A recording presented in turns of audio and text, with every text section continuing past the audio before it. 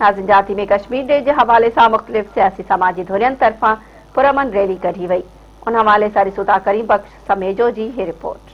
जाती में भी कश्मीर से यकजहती हवाले से रैली कढ़ी वही है। असा इन रैली में मौजूद मानून का पुछूं था संदन छा चवण है। असा कश्मीर के भरपूर मजम्मत कयूं था।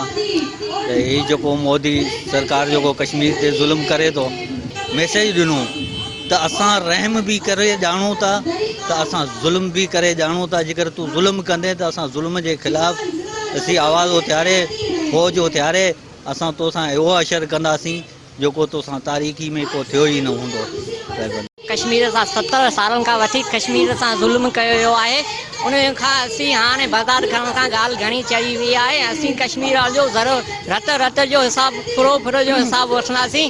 सब खां पहिरियां इहो ज़रूरु चवंदुसि त असीं जस ॾींदासीं कश्मीर जे मुसलमाननि खे जिन पंहिंजे हिम्मत जेका जाखोड़ कई है, जेका मेहनत कई है, उहा सारा जोगी है।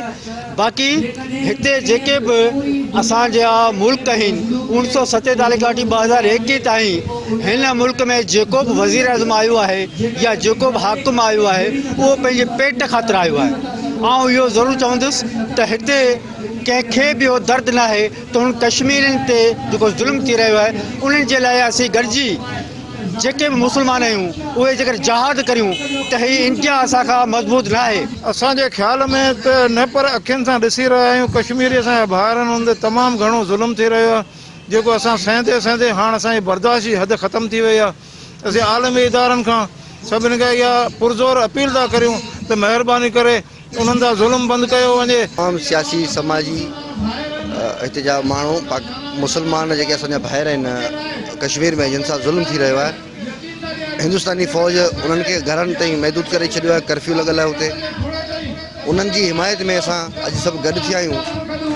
पूरे पाकिस्तान में असां इहे रैलियूं कढियूं आहिनि। आलमी अदालतनि जो इंसानी हुकूक जी अलमबरदार तंज़ीमनि जो ध्यानु हिन तरफ़ छिकाईंदुसि त तव्हां कश्मीर में थींदड़ ज़ुल्म ते छो ख़ामोश आहियो।